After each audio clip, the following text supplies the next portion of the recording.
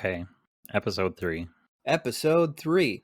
A very special episode this time, though, because this will be the first one this season that's got really a totally original premise included. Yeah, this has a new content in it. The But one more thing. We've got to work our way there. Yeah, let me get into the None Taken primer. Todd's piss poor notes. I have 3 notes on this one. Yeah, my notes are also quite short for None Taken. 2 characters looking for different sorts of fences. Yep. It's not where they think. No fence, none taken. And then it cuts to a visual gag of a newspaper in which a headline is "A nun has been taken." And I was actually thinking that we could take it a little bit further, and now that it's Liam Neeson in a habit. It's an ad. It's None Taken. I will find you, and I will kill you. I have a particular set of skills. Father, I have a confession to make. I thought the word was whimper, but it's wimple. Oh, this is an Irish nun. This is very Liam Neeson, that makes sense. Yeah. To me, he's still just Dad from Fallout. Dad from Fallout. Oh, yeah. I'm trying to think of when. I guess my introduction would have been Phantom Menace. Yeah, I think so. Mine too. Qui-Gon. I remember the time my uncle saying, yeah, he plays lots of different guys in movies. And my mind being like, he does? How do you know that? Never seen him before. Yeah. They said the same about Alan Rickman. Yeah, but now in my adulthood, I see it everywhere. Faux show. Okay, so films. I have to admit, as I was making my notes and putting the primer together, just looking at the word taken was making me think of how we could work Liam Neeson into it. So is it a movie poster for None Taken? Let me look at the poster for... I think that would actually be awesome. No, I like the newspaper thing. Movie poster. What does the Taken poster look like? Here we go. The actual film cover would be perfect. It's a side profile with a gun. With Paris in the background. Yeah, we just gotta put him in a habit and give him, I don't know, a crucifix that's also a gun. It's so funny. Oh, he has a crucifix gun? Yeah. I guess he spent some time with Constantine. Does he work for... yeah, Constantine. I was going to say he's like the... what is the place in Rome? He's like a Vatican... the Vatican. What are the people... He's like a Vatican marshal? Yeah, he's a frickin' inquisitor. Oh, that's great. We were talking about doing an inquisition. Yeah. This is becoming a bigger thing now. This might be too big for a transitional bit. Okay, this is a bit that we're tucking away, but this is an early reference in which we just do the poster and then it shows up later. Because None Taken is so funny. Oh yeah, I kind of wonder if that would be an opportunity for a scene in which we happen to be walking down the street with like an old-fashioned movie theater in the background. We're walking by. We walk by the poster, on the brick wall, old-fashioned style, but the camera focus stays on the poster, and we walk out of the frame, and then it zooms in, and from that still image, it begins a trailer. This is the intro to this one? Yeah, because it can go from that trailer, and then it can play the entire trailer, and then immediately transition into the next scene, which was supposed to be a film. It's one of the pre-filmed trailers. Oh, that's pretty cool, actually. Yeah. Are we at the theater watching the film? We're in our home theater. Okay. Because if you're in an actual public theater, you can't pause the movie and say, I don't like this, let's watch something else.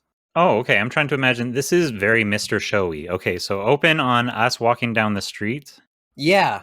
I wanted to very indirectly transition into it because I wanted it to be a reveal that we're watching a film. Okay, this doesn't have to be the thing about the fence then. We don't even have to do a wordplay on the fence. We can just say no offense about something Tucker and Todd related. And somebody says None Taken, and as they say None Taken, that's when the camera zooms in on the poster, which then enters the movie theater. Does it enter it enters the poster?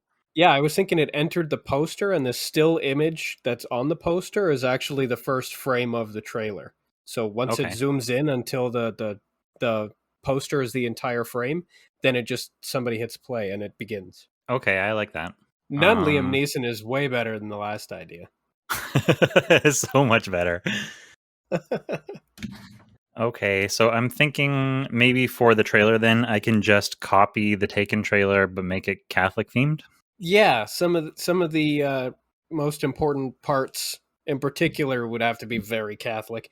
No Eiffel Tower, it's the Vatican, Yeah, etc.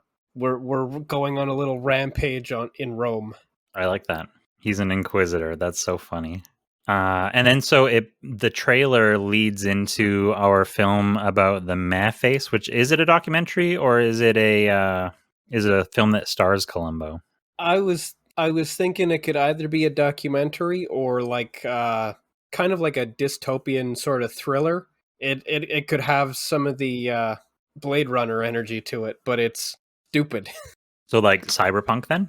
Yeah, a little bit because we discussed it being a dystopian future where there are no actors anymore because everyone Right. you see on the screen is digitally composed by asset flippers and asset creators, the latter of which are of course more valuable. Algorithms are used to generate human faces for use in these projects, and the premise is that modern deepfakers in our time right now led to this eventuality. Seems sort of like an inevitability now, thinking about it. Yeah, yeah, it kind of does. Eventually, actors will just no longer be needed because we can direct their likeness to a level of digital precision. Yeah. No, could you raise his lips into a sneer just one whole degree more? Yes, actually. Punch in that number and then hit enter and then it's done. I can go as many decimal points as you want. Yeah.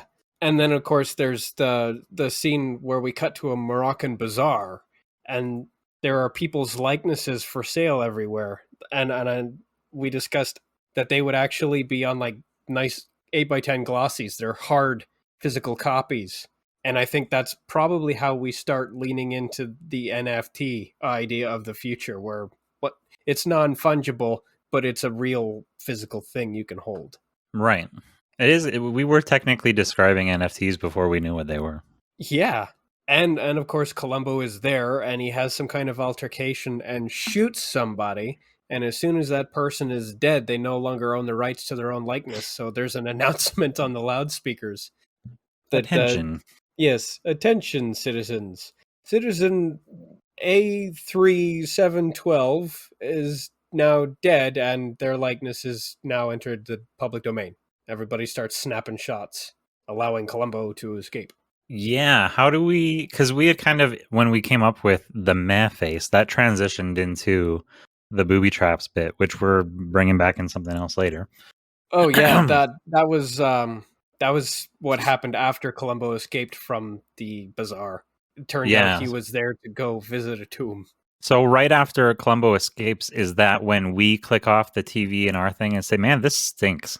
Well, that either that or that's when it gets into the part where this algorithm yields the sort of information hazard face, the actual, man face.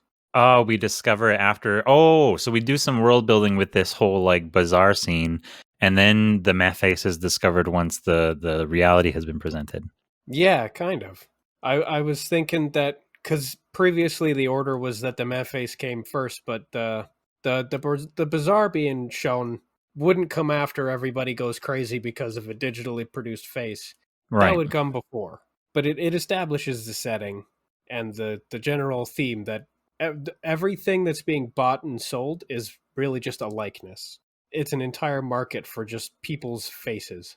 I guess if the film that we were watching was in a documentary style, that would allow for like quick cuts to a new talking point. We see that scene in the bazaar, and then it cuts away to a new scene, and the narrator saying like, "It was then in 19 whatever that or 2000 whatever That's that." yes, that's perfect. Yeah, Because then, yeah, a documentary doesn't actually need to produce a narrative transition. no, It just needs to deliver the next bullet point. and that allows you to do sort of like an office look to camera gag when Columbo shoots the guy in the bazaar. And the camera crew like has a mild moment of panic as they're like, "Can we show that? Should we cut away? What are we doing?" I like that. A little bit of breaking the fourth wall in that film. Mm-hmm. Can we show that? His body is the public domain. We just have Yeah, to dude, censor the public domain. shooting. So yeah, and then yeah, it can then immediately transition with no necessary in between to the invention of this single most plain and average face ever conceived, far too benign and bland to ever actually exist in real human life.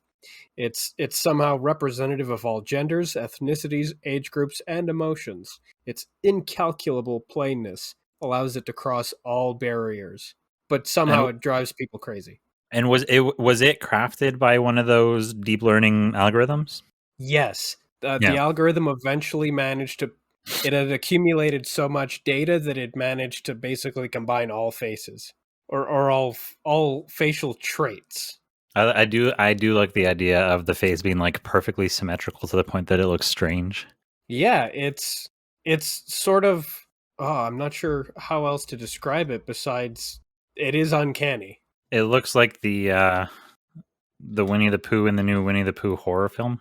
But yeah, it's something that could only ever exist in a digital format. It's inhuman in its sort of kind of like almost particle perfect sort of symmetrical nature, and just each half of the face is a mirror of the other side. There are no blemishes or anything, but it's the color and the relative structure. It's just all of humanity. It would be the death of tribalism. It would be like a unifying factor, but it drives people crazy because it's so inhuman and uncanny. Yeah, that would be part of the history that, like, as soon as it was discovered, of course, there was a large contingent of the world, like, took up the mantle of trying to end tribalism with unification. But obviously, the moment you try to end tribalism, that created a whole new group of people who were morally against it. Don't touch our tribalism. We like our Fuck tribalism. you, I like... Yeah, I was going to say. I like tribalism. Fuck you, don't take my guns. I like guns. Fuck you, don't touch my slaves. I remember that bit. Slaves. Yeah. Jim Jeffries, we love you. He had a cool concept for a podcast, and I feel like he went away. I don't see it in my recommendations anymore. Oh, that's too bad. It was called I Don't Know That with Jim Jeffries, and he would have an expert on to explain something that he thought he knew about and basically like correct all his misassumptions. Interesting. So basically what Joe Rogan is supposed to be doing. Yeah, basically. What Rogan claims he's doing, yeah. Yeah, what Rogan ostensibly is pretending to do. Oh no, it's still going. I just didn't know. I'm not getting it. Okay, subscribe. Thanks. Well, now you know. This week was pizza. Last week was dinosaurs. Yeah, I think a lot of people are stupid about dinosaurs because they think crocodiles are dinosaurs. There's a whole lot. There's people that think that Noah's Ark exists, and think that chickens aren't lizards. Chickens are definitely lizards. Yeah, all birds are lizards. When I learned that, I was upset. I don't know why. It came at the cost of a preconceived notion that I had that I didn't really realize how strongly I wanted to hold on to. Well, so you understand what it's like to grow up with religion and then realize that it's dumb. Yeah, because of a chicken. Yeah. Yes, I perfectly understand that entire experience because of a chicken. So yeah, where are we? We are at the description of how the metaphase turned out to actually be like the killer joke. It's an information hazard. Yeah, I didn't have anything beyond the likeness enters public domain. So it would be a I think it's called a cognito hazard. A cognito hazard? Yes, perceiving it does some kind of harm. Oh, like seeing yourself time travel? Yeah. Information hazards are crazy. I watched a bit where a scientist was discussing about actual real life potential information hazards, such as, for instance, time travel and being able to know like precisely your moment and means of death. Okay. And having that loom over you for the rest of your life. That would be information that would harm you. Like Looper? Yeah. Yeah. But yeah, I think I had written here that once it's explained that this thing starts driving people crazy by looking at it and then they show it, we would like have to show it on the screen, but I think we would like censor it. We would blur it out and be like, for the safety of the viewer or whatever. Oh yeah. And that's when Tucker and Todd pause it and they're like, well, that's a crock of shit. Won't even show it to us. Can't see boobies, now we can't see this face. It's obscured by Joshua's face. It's got. Is that our blur? That's our face blur. It's a documentary produced by Fox. Oh, I like that. Produced by Fox. That's our face blur. That's exactly the moment where our voice speaks over the narrator, and we say, Oh, "Hey, good that's point. our face blur." And then that's the opportunity for the camera to zoom out and reveal that we've been watching this film the entire time. We're sitting in like our projector studio that we just introduced. That's awesome. Hey, And that's our face blur. yeah, that's our face blur. And they're like, "Oh, this movie's a crock of shit. They won't show us the face anyway. This is Fox is behind this. They have people everywhere." We get a little outside glitch because of that, because face blur is from OG. Oh yeah, is that our face blur? And then they're like, "Well, I don't really like this movie. Maybe we should watch something else." And then that's Tucker's opportunity to be like, "Hey, I have this old tape I got at a garage sale. Why don't we watch that?" It's Tucker. Tucker is doing like the wiggly eyebrows. Maybe we should watch something else. And Todd's like, "No, we're not watching piss porn again, or whatever it is." I'm watching what? I said piss porn, but God, some why other is thing. Tucker such a little creep? Should it be? Oh, actually, you just reminded me of something very random and weird. One time when I was a teenager, I think I must have been 15 or 16. So my brother was 13, 12 or 13. And I came into his bedroom and he had a laptop open and it just had a whole screen image of a whole bunch of like peppers and carrots and stuff. And I said, "What are you looking at?" And he quickly slammed it closed, all embarrassed. And he said, "Nothing, it's vegetables." Yeah, it is vegetable. It's vegetables. And so I think it would be kind of funny if Todd was disgusted with Tucker's wish to watch something like totally what's the word I'm trying to think of? Not inane, but it's benign. Harmless. Yeah, benign, yeah. It's innocuous. And without any additional context, a big bunch of vegetables is entirely innocuous.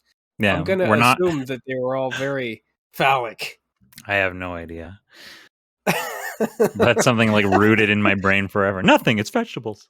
Maybe it's a film that's entirely dedicated to those rubber butts. Oh, maybe the peach doll. It's just peaches. It's just peaches, yeah.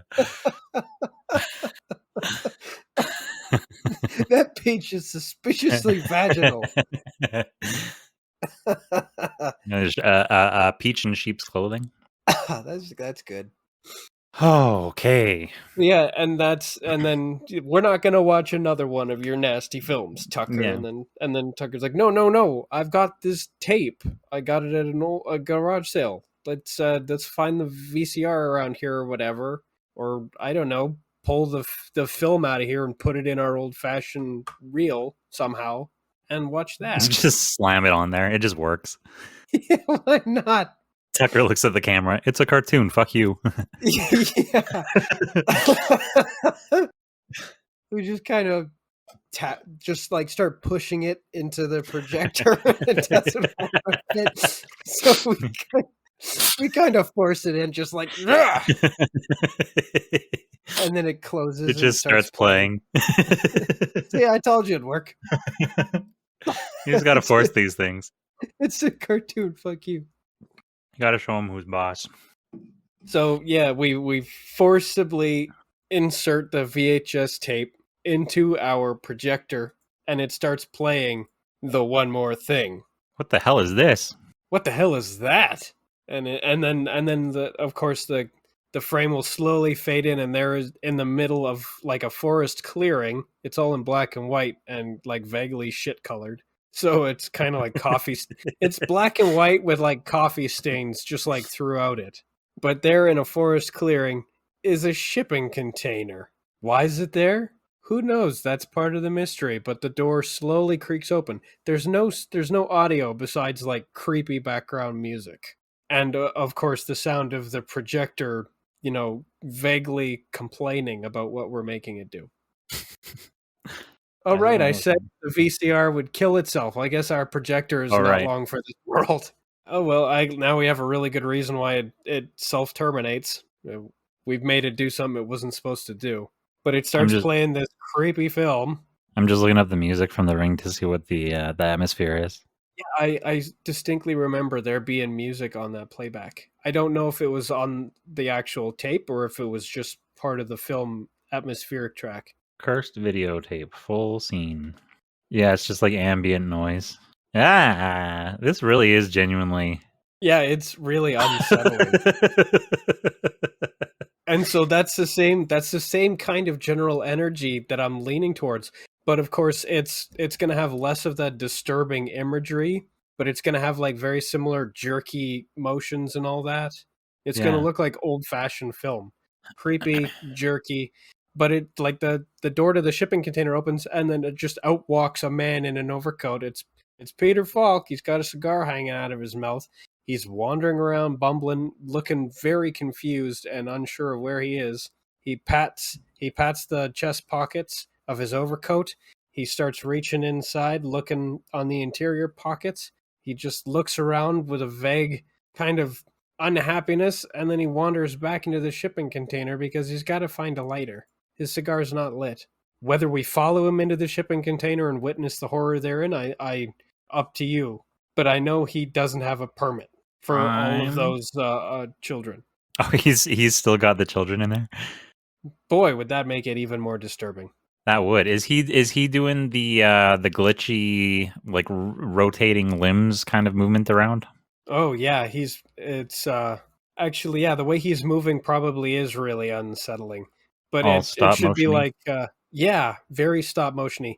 And every now and then something should be like distinctly wrong in a frame, like his body should be all contorted, but then like it's better the next frame somehow. Oops, it was just an error in the film. There's nothing wrong with him. That's cool. Yeah, the I watched the cursed video earlier. I'm gonna remember it later. Yeah, I can see myself seeing maggots in my eyelids. Ugh. Oh Um. yeah, and there's like a box full of fingers. Yeah, that's pretty cool. That is gross. And like a finger going with a nail through it, and well, mostly it's just disturbing imagery that happens to be presented in a way that makes it even more disturbing. Yeah. So we're gonna have to find a way to both like kind of lampoon the disturbing presentation, but also make it creepy enough. Yeah, I'm trying like Anywho, that go on. ladder falling over is kind of inspiring because we can have like cartoon characters can you know how you can go stiff as a board and fall over and like that's how we can lampoon things Oh is yeah. have the various characters being represented as the weird creepy things. We can have a box full of Todds wobbling around Oh, oh, with no face. oh. That's yeah. That's the use for the faceless Todd. Yeah, the thing of your nightmares. It really is. But yes, that's genius. That's a good way to make it super creepy. It's just, oh my gosh, there's a desk drawer full of Tuckers and they're all fighting. I'm yeah, just like a Tucker and a Todd like sitting at a single desk in an empty schoolroom, and then looks back at the camera and has no facial details. Oh, or their eyes and mouths are sewn shut. Yeah, That's always a super creepy one. so much we can do. Especially if we actually look at them sitting in a little projector room that's very similar to ours, and they look back at the camera frame and it's just bleh! Oh, that's fun. Yeah, And then they both immediately check their faces. they see themselves. It cuts to see. I'm tempted to cut to doing the screaming from the ghost thing now, but we're doing ghost next week, so we can't. Yeah, we don't want to do that too fast. But it's gonna be hella good when we do. We're gonna have Jay screaming along with us. So, does the footage we're watching get interrupted by the projector killing itself, or Yeah, do we turn it off? I think we are. It's kind of like a car accident. It's horrifying to behold, but we're unable to look away. So it's gonna have to be uh, interrupted by our projector literally killing itself. Maybe we hear like a shotgun blast in the background, and then we look back and it's just the projector's been destroyed. Yeah, it didn't burst into flames or anything. It actually shot itself. Yeah, it would have to be something that a projector wouldn't do. I'm trying to think of terminology. Yeah, I'm trying to think of a way that it could adequately throw itself into the bathtub and electrocute itself like that guy in the ring did, but it's already an electronic device. That would actually be kind of funny if it was an electronic device and it jumps in and it's fine, and then it has to throw in another smaller electronic device to get the effect. It can't electrocute itself somehow. Or is it hung itself by the tape? Oh, it's Or fashioned it's fashioned its own power cord into a noose. yeah. Then we get to do once again. We get to do a scene where we transition immediately to somebody swinging. Well, I mean, I do like the shotgun though as a way to like smash cut. I do because it's a loud noise and an immediate what the fuck. Yeah. I'm not sure how we would be able to get the projector to hang itself like in an immediate sort of sudden thing that wouldn't interrupt the projection until just at that moment. I do like the idea of having like doing like a Gus Fring half of its face blown off effect with the projector. We're just gonna have to decide which part of the projector is the face. But yes, it'll be like half blown apart. Yeah. And there'll bleeding. be a smoking shotgun barrel hanging, like leaning against its like little projector table that it's on. Yeah. Somehow it got its toe in the trigger. I don't know. How do Tucker and Todd react to that? They do the oh shit to the bang, and then well, yeah, they probably go whoa, whoa, because I mean, first woe is for the bang, next woe is for realizing what just got shot. Oh yeah. Are they devastated by the loss? Should we be playing up the like being spooked by things, or are we mostly like nonplussed the right word? I think we're probably pretty disturbed at this point. Like we're in an elevated level of tension and discomfort after watching that little bit of that film because we were already having visceral reactions to it. We become Scooby and Shaggy. Yeah. Probably hug each other and start jumping into each other's arms. Yeah, doing the teeth chattering. That thing where their whole body goes stiff like a board and they raise off the ground a couple inches. Yeah, it starts shaking. Yeah, and then of course the big boom startles us, and we both immediately fly up out of the frame. Yeah, towards the ceiling because we're Courage the Cowardly Dog. Then we come down and see that our projector has actually committed suicide, and we're saddened and horrified and super spooked. So obviously we're gonna. Oh, and the VHS tape is fine. Oh, the VHS tape. Oh, that's a good idea. It's totally undamaged. There's pieces of gnarled metal and scrap around where it is, but the tape is fine. Yeah, we tentatively reach down to see if there's anything salvageable of our projector. We start kind of going through its pieces, and we pull them apart and realize that the damn tape is fine. I put my hat over my heart. It was a good projector. It was a bright light in a dark room. Tucker rolls his eyes.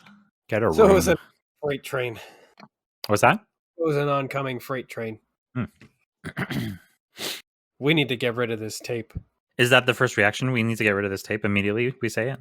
Yeah, I mean, it stopped. It creeped us out and it killed our projector. It has to go. So obviously we're going to throw it out the window, and then we're going to come back and find it like just sitting on a countertop somewhere. Is it going to be sitting on a countertop, or is it going to be sitting next to Stan or on Stan's lap or something? Ooh, creepy. Do we need to be bringing Stan in? Because Stan is going to... Stan will have to come with us. Yeah. Because we're leading up to the idea that we are going to try to return it to the garage sale that we got it from. Oh, right. I forgot about that detail. That helps. But that house is abandoned and has been for like 2 decades. Spooky. But first, we're trying to just get rid of the tape, but it keeps coming back. Right. Which is just getting on everybody's nerves. So eventually, as a group, because so far everybody's tried to get rid of it. We've tried smashing it. We've tried burning it. We've tried burying it. It keeps returning. Okay, I like that. And then so on the third one or whatever, we smash it, we burn it, we toss it out the window, and then when we toss it out the window, straight woman walks in holding it, going like, "Hey, was this that video guys that you guys were watching?" Who threw? We scream, "Ah!" Who threw that? Oh, she's outside. Ow! It really is a cursed tape. Yeah. Yeah, that's a good way to get her involved. Now she's mad. And then, so I guess at that point, we would explain to her why we're trying to get rid of it, all the problems. And then she gives the advice of like, well, then maybe you should take it back where you got it from. Yeah, actually, she probably doesn't say maybe. She probably says, then we're going to take it back where you got it from. We're Yeah, going to we're leaving return it. now. She's got like a welt on her head. We're returning this thing right now. Yeah, this is getting the hell out of my life. So she gathers up Stan, precious Stan, because that's her baby. And then the four of us, we go marching down to that house that had that garage sale, and we discover that it's overgrown. It doesn't matter what time of year it is, it's fall in that yard. There's a dead tree with no leaves on it, yet the yard is full of leaves. There's vines on everything. 3 of the windows are broken. It is just quintessential abandoned spooky house. Yeah, it's quintessential. I'm specifically imagining the one from It. Yeah, me too. It's like an old American manor house. I don't know why. There's a clown with dementia in his what's it called, above ground pool. As we walk by, shaking his fist at us, "You'll float too." It might be too many movie jokes at once. But I think that now that we have this house, we can come back to it later. But yes, I am definitely thinking about the It house. Do we go inside it? Jesus Christ, are you crazy? We're terrified of it. Look how spooky it is. Maybe that's where we have to go with the ghost hunter. Oh, that's interesting. Hey, we know this place. Oh no, not this place. You guys are on your own, and that's when Tucker and Todd leave the frame, and then it just stays with the ghost hunter. So yeah, we take one look at this spooky house, and we're like, ugh, I don't like that at all. So we just kind of throw the tape onto the front lawn and kind of hope it's good. But I mean, it's obviously not. No, it's not. As we are leaving the scene, there's a glint in stuffed little pink bear's eyes. And we walk out of the frame, but the focus remains on that front yard. It slowly zooms in on where the videotape has landed, and then like creeper vines come out from under the leaves and pull it in, and it's okay. It's absorbed by the house, basically. I was gonna say, is there a similar glint on the tape? Maybe it does the audible, visible shine with the creaking door sound effect. Yeah, creaking metal hatch sound effect. Ooh, like a rusty, bear-proof garbage bin. Yeah, or a piano falling out of a window. That one's also pretty bad. Piano wire breaking is a scary sound. Yeah. Anyway, the camera is gonna catch up with us now, and we feel like, hey, maybe we got away scot-free. I think we're done with that thing. We don't have to do that again. Somehow we just feel like we're done with the tape. Would a little bad something hint happen in response to that? I feel like that's appropriate. Right as we say, hey, I think we're scot-free. Yeah, when Tucker trips on a sidewalk crack. Flat. Technically, that would break Columbo's back. Somewhere out there is like, hey.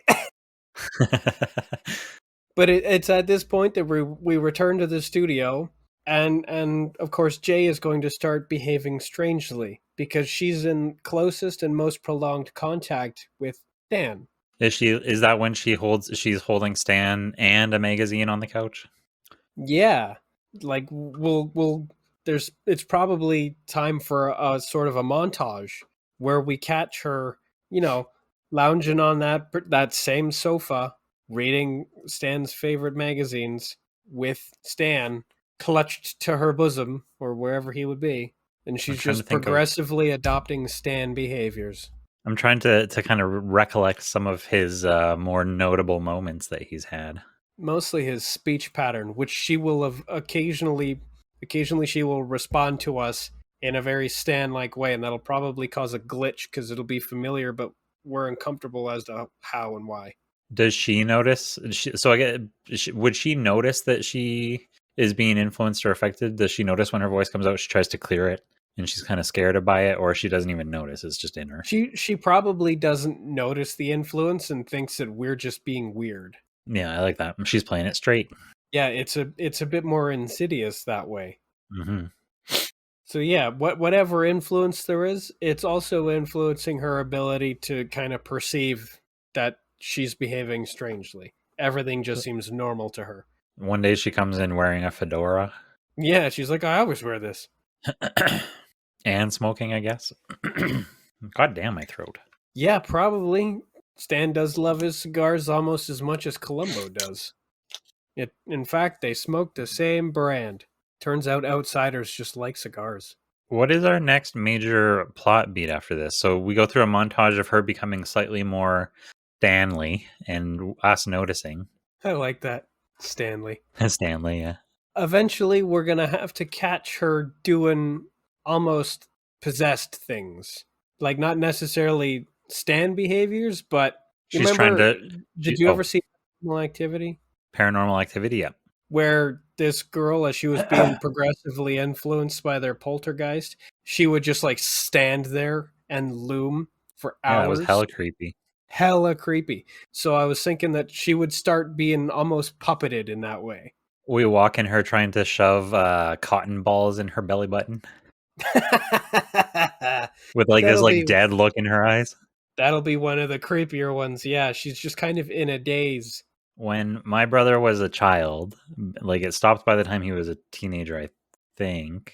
He used to sleepwalk when he was tired. And one night he came into my bedroom and he still had stuffed animals at one point. And there was a little gap in my room between two of my bookshelves.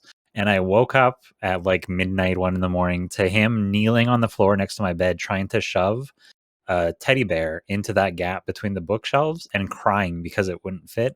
It won't fit. It won't fit. It won't go in. And I was mortified.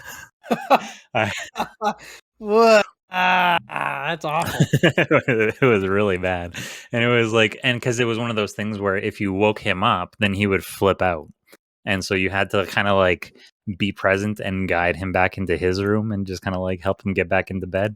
Yeah, you have to treat a somnambulist very gently. Yep. Gingerly.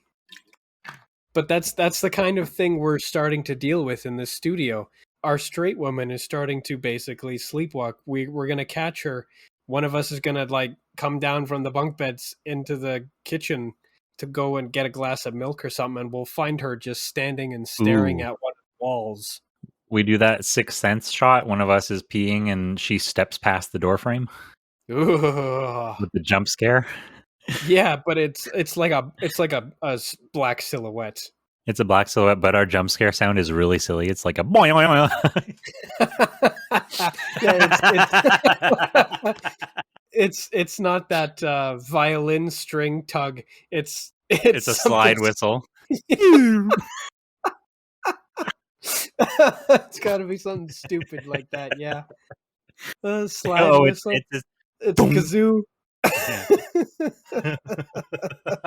Fart noise, yeah, anything. That's great. Yeah, but it's a black silhouette, and eventually, whoever's in the bathroom musters up the courage to go out and take a peek, and there she is, standing and staring into a corner. Oh man, is she wearing Stan's face? Like took his head off? Yeah. No, that's maybe a bit too much damage.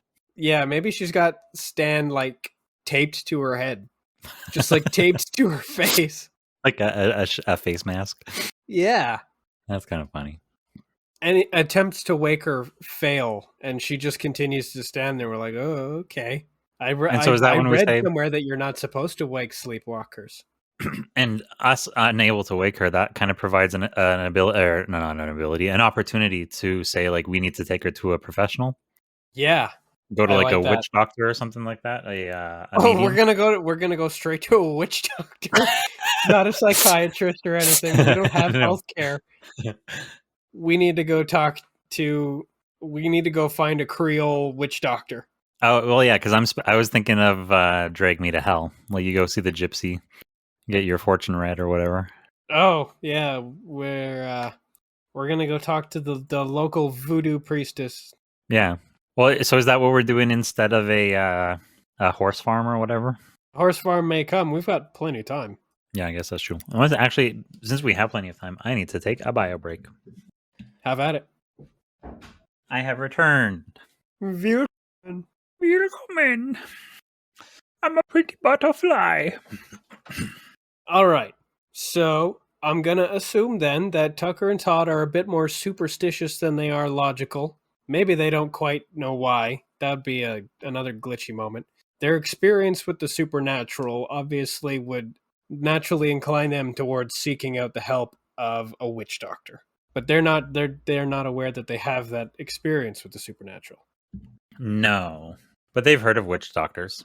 Yes, and they're not particularly smart, so expecting them to go looking for a psychiatrist is probably beyond them to be like, this, after all, they just dealt with a cursed videotape. Yeah. Maybe it's time, we're dealing with a curse. Time to deal with somebody who knows how to handle curses. So we go I to a guess stand-up show. we're going to have to invent a new character now. Oh, for our witch doctor character? Yeah. Yeah. Who we don't have? Well, goddamn. What are archetypes? I'm thinking a very Tia Dalma kind of lady. Oh, cool. Yeah. Calypso. Yeah, she is the witch doctoriest witch doctor I've ever seen. Also made me feel some weird things. Yeah, that was a sexual awakening for sure. Yeah, stirred a couple of the tugged on the wild woman strings, especially because of the way she was kind of occasionally overtly flirtatious. Mm-hmm. I'm kind of We distracted need by a this name. gift. Stop looking at her. Well, are we doing a joke with this? If we make her kind of Caribbean like this, are we doing sort of a Joshua joke where she has a very white voice and somebody makes a comment at some point about like, why don't you have an accent? She's like, I'm not allowed. I'm not. This is America. Yeah, I'm into that. And then a name should probably be. Should we give her an ethnic name, or should it also be just like a vague kind of nothing American name? Like Tucker and Todd. Isn't calypso also a genre of music?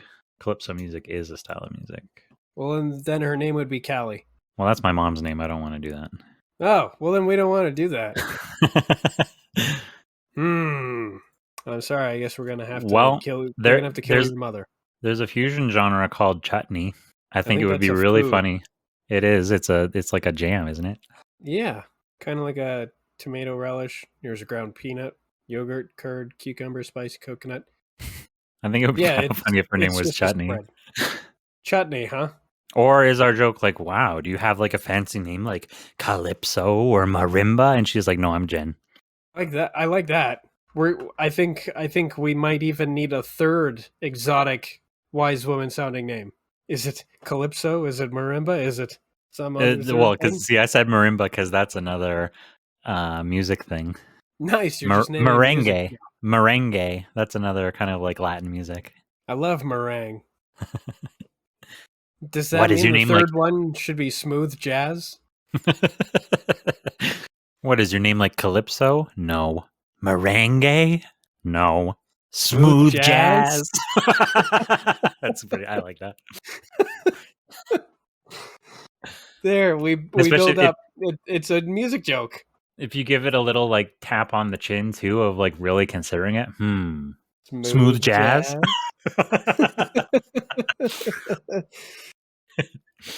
Now it's a cerebral joke. Yeah. And no, her name is Jen or Jackie. I like Jackie. That's such a white trash name for some reason. Yeah, I think Jackie is a good one. I blame Nurse Jackie. Or Betty. Betty is also very white. Milk toast. Yeah. If it were any more milk toast, it'd be Justin Trudeau. And we both, yes, exactly. And we both at the same time, disappointed. Yeah, kind of shoulder sag.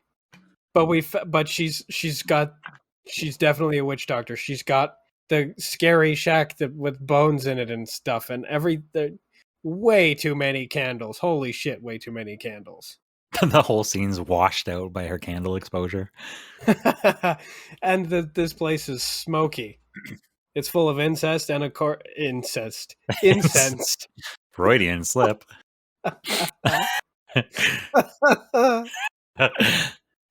Oh, wow. We're that far into the South.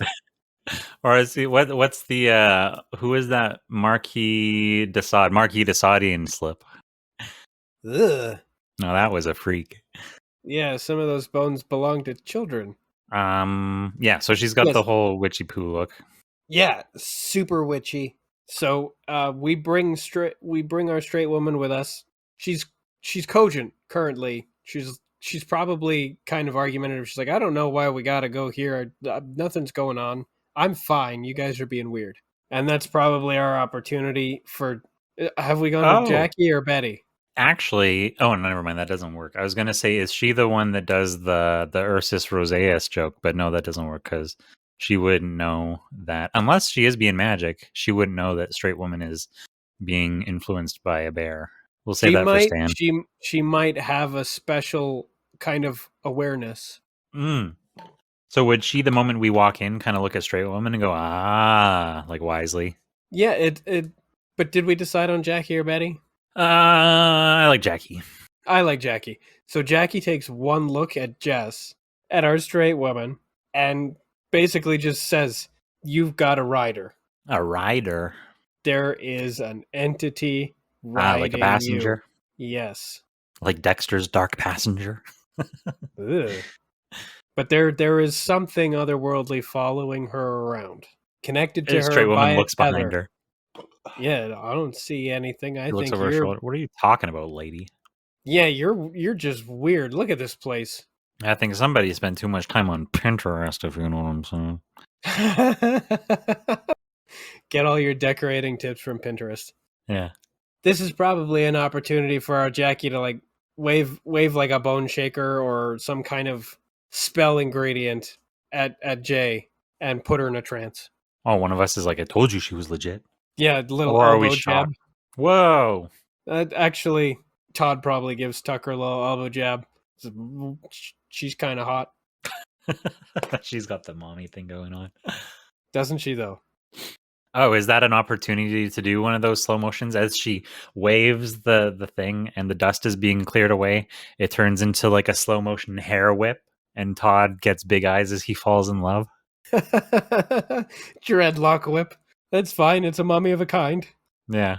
Not yes. It's supposed to be Todd making the Freudian slips. Yes, he probably goes quiet, and then Tucker's like, "Whoa," regarding straight woman being put into a trance. Yeah, But now she's in a now trance. that yes, now that Jay is in a trance, now is when she can start, actually channeling this rider. Now is when she says they must be Oh. brought together. Oh yeah. Like the they must be brought together. Yeah, it's almost like she's like brought down to her source code. Oh, actually, we can do some fun. We can layer multiple. Well, have Jess record multiple like pitches and tones of the same thing, and then we can do that like layered voice effect. Oh, how many layers do you think? I would probably do. Okay, so 5. Jeez, how many people are in there? Well, no, well, yeah, I guess I don't know about that. It's just to create. It's just to create the effect, like echoing through multiple layers or whatever. It's all the same voice, but just Just modulated. just just layered so that it Yeah, it sounds kind of echoey and ephemeral and yeah. You put weird. some reverb and some delay on it, so it bounces around. Maybe Anyway, her eyes roll back into her head too. She's just like white irised. and is it just they must be brought together? Is it sort of cryptic? Yeah, they must be brought together. And I'm gonna assume that the way that she's clutching onto her pink bear indicates that it's significant in some way. Yeah, I was trying to think about, is she like holding it up like Simba right now, or does something happen to, does the bear go flying out of her hands or something to indicate? Is there an indication that there is any reference to the bear by they? Interesting. There are a couple of ways we could do it. One way is that the bear actually kind of levitates and then turns to point in the direction that it wants to go, which is Or creepy. do they both levitate and start orbiting around each other? Or does straight woman actually just lift her own hand and point with a finger? They Hmm. must be brought together. Is one of the boys holding Stan when she says that, and they have the little like me? I don't think Jay will let anybody take Stan from her. Oh, And that's an interesting point. since we've seen her, like for instance, strap it to her face, every single incident she's had has been physically involved with Dan in some way. So I think Maybe we're at this we're point kind of aware of its significance. she's got him strapped to her like a baby Bjorn. Oh yeah, maybe. But now that Jay is in the trance, maybe she gets up and just starts walking right out the door. Oh, that's a good one. She just kind of repeats they must be brought together. She's We going. try to stop her and Jackie prevents us. Is she? Oh, wait. We try to. Oh, I get what you're saying. She stops us from preventing her from leaving. Yeah, Jackie stops us from interfering and says just follow her. Ah, is she going to the sea can? Yeah. Now I that like that. Jay is kind of Jay's own like consciousness is no longer interfering with the influence. So now it's taken kind of full control. All it wants to do is get moving. So she's gonna zombie walk her way towards the sea can. Hmm. Turns out it's just over in the back 40. The back 40. Yeah. What's the back 40? It's out in one of the farmers' fields just on the edge of town, not far at all. Oh, okay. So Is we that do as Jackie says and we follow her. is that a travel montage? All the different biomes that they go through. Oh, but it's not far. I You said. I think that would be hilarious though if we go through several different biomes and do our proper Shrek travel montage, and then Mm. when we get closer to our destination, the camera can zoom out and show that we've traveled like 3 blocks worth of distance. When we We've end the montage, it's like it catches up with us. We've got beards and those bindles like thrown over our back, the handkerchief on the stick. Oh We're yeah, like, we look like we just came out of Jumanji. I've got like leaves in my yeah, hair. like old timey transients. Jay looks the same. She she looks exactly the same as she did when she left Jackie's hut. Oh, and then we so we're arriving, and we're like, this has to be it. And that's when it zooms around, and we're like, hey, this is the same town or whatever. Yeah, we've barely gone anywhere. We've been walking for 10 actual minutes. We're like, oh fuck. We take off the fake beards and stuff. While one is in the midst of complaining about we've been walking like this forever, the other like slaps the back of his hand against his chest. Wait, look what she's doing. What is she doing? I mean, God damn it. I was going to say glowing, but that's, are we in the field? Yes, and it's almost sundown, so it's getting dark. Because all this spooky stuff has to happen dark. Well, then does Stan start glowing? Or the trash can on his belly? Maybe maybe this is an opportunity for Jay to like flip a switch on Stan and his eyes light up as flashlights to light the way. But it should probably come from his belly because he is a little pink Care Bear. You press a little button on his nose or whatever. Or maybe it's just a button, like it's one of those push button, you push his tummy in and it comes out of color. Yeah, rub his tummy. You rub his tummy and then suddenly it lights the way. But it only works when we're close enough to the shipping container. And when we are, that's when both Tucker and Todd are going to be like, "Oh, I recognize this place. I don't like this at all. Yeah, this is that place from that movie. Don't go inside of there. There's a whole bunch of Little Us in there, and it's awful. I know that doesn't make any sense, but just don't go in there. There's Little Us, and their faces are bad and gone and wrong." So is that sort of like a drama moment then? Is we're on the fringes of this clearing, yelling at straight women desperately, "Don't go in there!" But she keeps walking towards it. Yeah, she's just going to continue on, and we're just kind of back cowering, relatively safe distance away from the shipping container, and we watch her keep going closer, and we're going to have to decide whether we want to continue to pursue. But she's our only straight woman, so we better go after her. Yeah. Do we go running after her and we trip and we all tumble into the shipping can all together? Everything goes black and we're inside the nightmare sequence from the film. Instead of seeing Tucker's and Todd's wriggling all over the place, it's us in the sequence, but it's Columbo's and Stan's all wriggling all over the place. Spooky. I think as Stan is brought closer to the shipping container, the door creaks open. Ooh, it's like the witch. It's dark inside, but nobody comes out or anything. We have no choice but to go in. But I think that's a good opportunity for everybody to kind of stumble. And I think we should do it Scooby-Doo style, where Tucker and Todd are like, "Hey, don't wait for us. Don't leave us behind." So we rush to catch up with her, and then one of us trips, goes for a tumble, takes the other one with them, and then we barrel into her, and all of us go shooting right into Cartwheeling. this. Yeah, as a group cartwheel directly into the shipping container, and the door slams shut behind us. Commercial break. Yeah, that's like the frame stays outside of the shipping container, and now everything is just silent Do we see the for a little beat. like the blinking eyes in the darkness? Oh, like in the woods?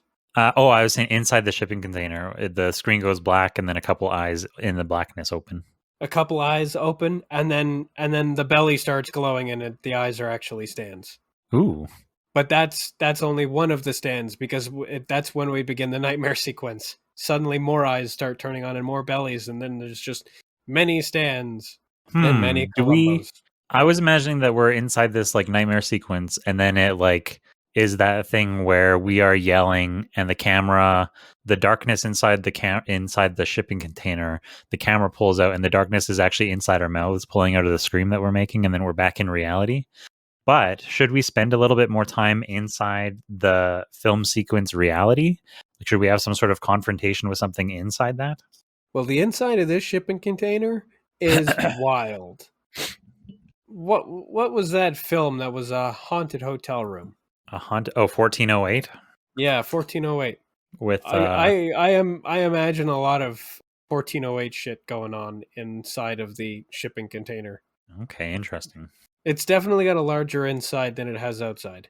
Well, that's good. I like those. Well, yeah, otherwise it'd be immediately pretty cramped in there, especially with this whole nightmare sequence going on. How do we come out of the nightmare sequence?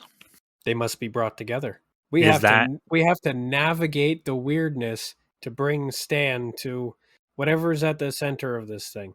okay? So it is sort of like a video game level. We go inside the nightmare sequence, and then we have to navigate it. In fact, it's almost more like an escort mission, because what we're really doing is following Jay, who is Right. traveling with Stan. But we're sort of in the upside down. Yeah, we've got to. If anything, we have to like move obstacles out of the way for her, because she's not moving out of them. She's moving in a straight line, more or less. We got to place platforms in the correct order so that she can step on them instead of falling into the abyss. That's fun. Very much a video game sequence. Yeah. But we don't have to protect her from threats. We just have to make sure that the environment is, Is safe. navigable. Yeah. And we do that for a little while, all while nightmare sequence is going on around us. It's like that sequence out of Willy Wonka. Oh, and then do we get to the And one more same thing. and one more thing. We get to the clearing with the shipping container in it inside the dream sequence, but it's like a scarier version, and we're like, what the shit? Oh yeah, I like that. We find the center of the maze, and it is just the shipping container. I The thought we one were with already Columbo in in it. it. Yes, I thought we were already in the shipping container. This one is creepy, a lot like the creepy spooky house. It's got the same like creeper vines all over it and stuff. I like that, yeah. Yeah. Same sort of aesthetic and energy, and same noise. Upon discovering it, it makes the same noise that that little scene made when the videotape was reclaimed. Mm-hmm. So a sort of audio callback. Sonic storytelling. Yeah. And so once again, I think the door to the container should creak open, only it should be horrifyingly creaky this time, with like reverb on it and stuff. Yeah. It's going to sound like a Reaper from Mass Effect. I'm gonna do a blend. I think I'm gonna try to like crossfade and have a digital downloaded door effect, like a metal hatch squeaking all crazy, and then it will transition into man-made door squeaking effect, so it becomes extremely obnoxious. Oh yeah, and it so goes on for a little bit too long. Yeah, so it sort of starts running out of breath. Yeah, it starts creepy and then eventually fades into being annoying. I think that's our best way to make horror into a funny thing too. Definitely. Outstay its welcome. Yeah, it's Chekhov's alley, but in like an audio format. And so the door creaks open, and the creaking even actually continues even as the door stops moving. It reaches its final opening position, but the creaking continues for a couple of seconds afterwards, unnecessarily. And then a hand comes out and grips the edge of the door as something, of course, is walking out. A hand comes And out with a jump scare. no, it's Peter Falk, and he's like, "Have you seen my lighter?" He still hasn't found it. Have Do you we got a know him light? as? Do we know him as Peter Falk? We're like We Peter know him. Falk. We know him as that guy from that movie we just Oh saw. yeah, right. That's that guy from the movie. And the other movie, the creepy movie. That guy's famous. We know this guy. This guy's in everything. He's super creepy. But here's the thing. And here's the real killer. Stan has a light. Oh, at that moment, does he hold out his lighter? Is that how we learn that he's alive? A lighter appears in front of Columbo, and we look down, and it's Stan holding it. Yeah, he's suddenly alive now. Now, are we like Stan? We immediately receive all our memories back. That is something I've kind of been wrestling with. Do we? Because I mean, we've all been manifesting a lot of fondness for this stuffed bear that we don't understand. Do we immediately get it all back, or should we kind of get it back in stages as we become familiar with this walking, talking, pink stuffed bear? I mean, I kind of like that. That could be a decent way to prompt the remastering of some of our older sketches. Is that we need to go recover like Stan memories from them or something like that. Yeah. Columbo's going to help us with that. Oh, I like that. Because yeah, we're now reintroducing both of them. So yes. And we could introduce the Mandalorian a little bit earlier if we wanted to. Mandalorian.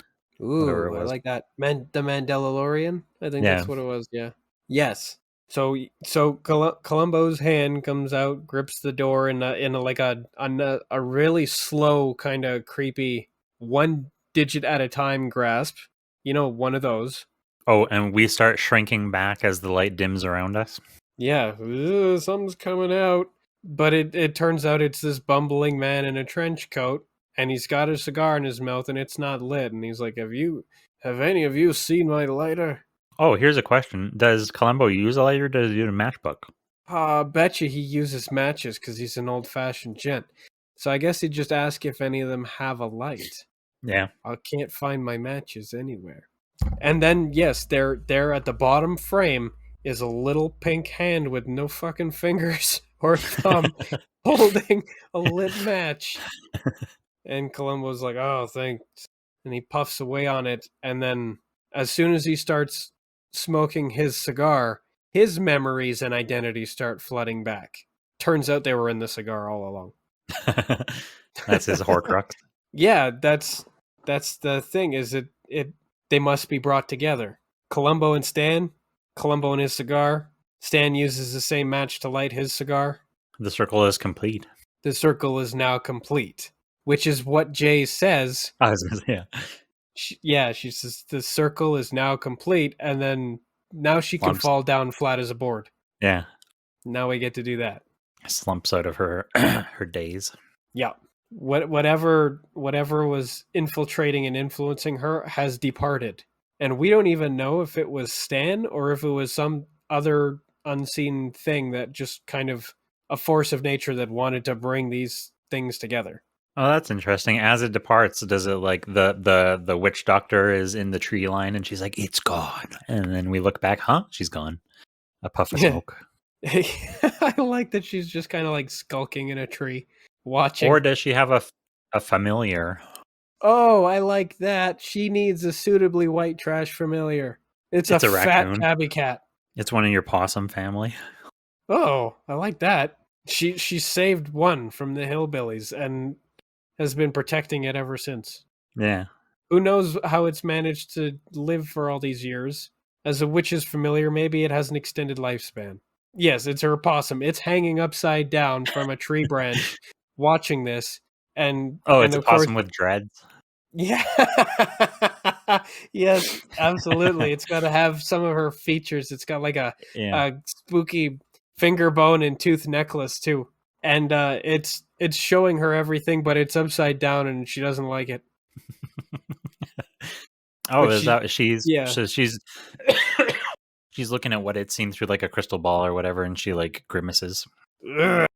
Kind of flips the crystal ball upside down. Yeah. That's better. Yes, and so she's like, it's gone. Maybe that's. I don't think we should show the force, whatever it was. Otherwise, we'd be too tempted to just make it into a weird fart cloud or something. To just kind of a vapor that fades away. Yeah, stinky green gas cloud. Yeah, that's only visible in a crystal ball. I mean, that means I'll be able to start playing with smoke and gas sims.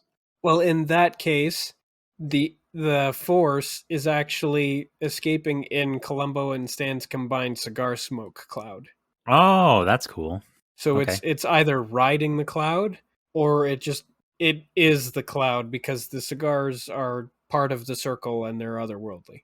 So the smoke is going up into the sky, and then the camera follows it up, and the smoke does the little eye glint that both Stan and the videotape did earlier.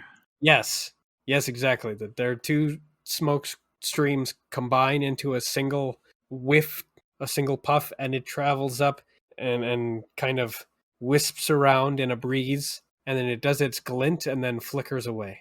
The Forrest Gump feather music is playing. Oh yeah. And then I suppose Tucker and Todd are just kind of staring stunned at this talking bear, and Columbo, who is now fully aware of everything, he knows who we are. He just, Oh, that's funny. I guess he would reassure us. He'd be like, "Boys, everything's gonna be fine." Yeah, we've been looking at everything that's just been occurring, and we're like, are we still in that movie thing? Are we fucking high? Did you dose me, man? Oh man, what was in that snack bar? Peanuts mostly. Yeah. Oh, that's our allergic reaction. Are we allergic and didn't know it? That would be kind of funny. Oh, the right. the scene ends. We wake up on the floor, and Straight Woman is like, "You guys, you went into anaphylactic shock. None of this happened."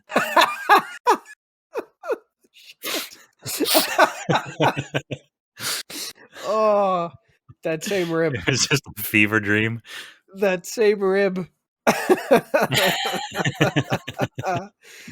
Oh, that's actually really funny. Because Tucker and Todd are still technically in this like interior nightmare of the shipping container, standing outside of the nightmare version of the shipping container. We've like gone into Silent Hill. Yeah. And so like, how do we get out of here? And Columbo's just gonna be like, don't worry about it, just go to sleep. What do you mean go to sleep? And he like touches our foreheads and we pass out in the exact same way as Jay just did. And then we do we're a gonna slow wake motion. up. Yeah. The slow motion fall backwards like in Inception. Yeah. Into the bathtub. Into a bathtub full of ice. No, probably into our bed, our bunk beds, and then we finally gasp awake as we've been administered an EpiPen. We wake up screaming. Shipping container. Or do we say they must be brought together? We wake up screaming, they must be brought together. We slam up, sitting up, and Columbo and Stan are in a room going, we've been here the whole time. I think it is funnier if Straight Woman is there and nobody else and tells us that we were in anaphylactic shock. We were having an allergic reaction to our snack bars. Oh, are we at the theater still? We went all the way back to the theater? Oh, no, we were never in the theater. We're in the projector room? I think we're in our beds. Okay, I guess that makes it. That's sort of Wizard of Oz, kind of wake up in bed. Yeah, that's what I'm thinking. And then in next episode, Columbo and Stan are just there. Well, I was thinking that we were going to have a fourth glint. Oh, interesting. Who glints? In this case, it's I was thinking that Columbo and Stan would just kind of be present somewhere and they glint. Present in our studio building somewhere, or just anywhere elsewhere? I was thinking that this is our opportunity to go, oh man, I had the strangest dream. And then we look out towards a nearby window and the focus kind of goes out that window and down to the street below. And there's just Stan lighting one of Columbo's cigars. They smoke outside because they're decent. Oh, like that. Yeah. Stan standing on a garbage bin as he lights his. And then I guess the two of them are going to be talking and they're like, do you think we should tell them? Oh, I like that. I don't know if they're ready yet. We'll let them, yeah. If they're ready yet. But we still need to find a place for him to say, and one more thing. Oh, in that whole thing. Don't worry, boys. Everything's going to be fine. And one more thing. What? Go to sleep. Or does the one more thing come out when straight woman is when he's speaking through her in her trance thing? Oh, I've just decided that he's not the one who says it at all. Somebody Because I else mean, says one more thing? he's not speaking through her, but she's gonna say, and one more straight woman is gonna say it to us after we wake up. Oh, okay. Like she's gonna describe to us that we went into anaphylaxis, and she's gonna say, and one more thing. Why is the projector broken? Oh yeah, what happened to the projector? Or Yeah. who shot the projector? And one more thing. What happened Did to you the guys shoot projector? the projector? Yeah. And that's the opportunity for her to glint. Oh. Like maybe she's not aware that she's aware, but that's the line that says that these events actually did happen. I do still like the scene. Let's not toss it out. Maybe in a different order. Maybe it can transition back to the studio where I like them standing outside asking, "Are they ready?" They're not I ready. do too. I think that's a prime candidate for a post credit scene. Oh yeah, that works. Yeah. They're in the inviting hole. Yeah. They're like, so what do we tell them? When do we tell them? Not yet. They're not ready. Maybe after the next restore. Maybe next season. Look to camera. Well, you'll have to find out. Tune in next time. So yes, straight woman wakes us up, tells us that we've had our EpiPens administered, that we had anaphylactic shocks and seizures, and we've been having a fever, and we must have been hallucinating.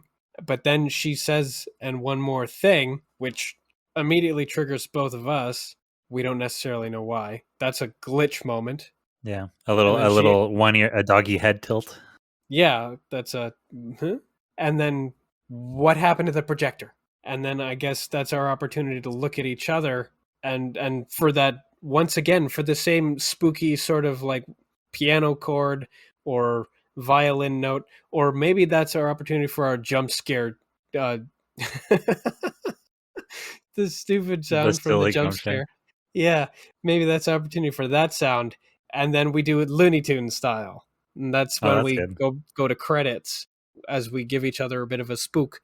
And then in the post-credit scene, that's when we've got Stan and Columbo, and they are still there, very much alive again. And they have their little exchange. Have we had I think we've had a post-credit sequence in each one. I think that's good. I love post-credit sequences. Me too. I was trying to think about a tag. Do we have anywhere to stick a "that's highly unlikely"? Or have we retired that for phase 2? Oh, I mean, we did just have an entire harangue about how we need to retire it, and then we turned this has been an emotional roller coaster. It became that episode's new tagline. However, I think pulling a fully intact VHS tape out of a shotgun blast wreckage is a perfect opportunity to say, well, that seems highly unlikely. Oh, good point. Yeah, I like that. So yeah, I imagine Todd pulls it out and Tucker just, well, that seems highly unlikely. Todd's like, no shit. Maybe a glitch. Yeah. So yeah, I think lots of highly unlikely things happen. So that's probably the best opportunity for it. But throughout the episode, he's like, "No, that's highly unlikely." Because so much stuff happens in this one. Yeah, I think that's an opportunity for Todd to shine and be like, actually, I think that's highly unlikely. Somehow, I think this is more unlikely than just like a convenient spread of shot pellets. At the end, after the post-credit sequence, it zooms out and it's a news anchor, and he's like giving like, experts are saying that highly unlikely events are spreading throughout the country. Oh, is that our very first ever introduction for Anderson Coopist? Oh, Anderson Coopist. He needs. Oh, damn! Because we didn't do newspaper anymore. We'll find somewhere for him. Yeah, but we've got the only Anderson that's Cooperer than Anderson Cooper, and it's Anderson Coopist. Is that his tagline? The only Anderson Cooperer than Anderson Cooper? I don't know if there should be any reference to the real Anderson Cooper. I think that's the idea, is that we've just replaced him with our fictional alternative. Or is it about a woman named whatever and her son, Coopist? Interesting. We'll come back to it. Yeah, we'll come back to it. We'll find a place for our high integrity news anchor. He is inevitable. But for this week, I think that we have concluded our storyboard. Yes, I think we're complete. Yeah, I have nothing else to add. So I guess I'm going to thank you for joining me this week, and I'm also going to thank our audience. I don't know why I'm saying it like that now. Glad to be here, and yeah, thank you, audience. Thanks, audience. Thanks, Todd. Thanks, Tucker. All right, let's Thanks, get the hell Cast. out of here. Yeah. How do we do that again? Thanks, Jay. Thanks, Craig. Thanks, Gigi. Craig is still dick-faced. And thank you. All right, that's what I do. I type /leave. Bye, Craig. Bye.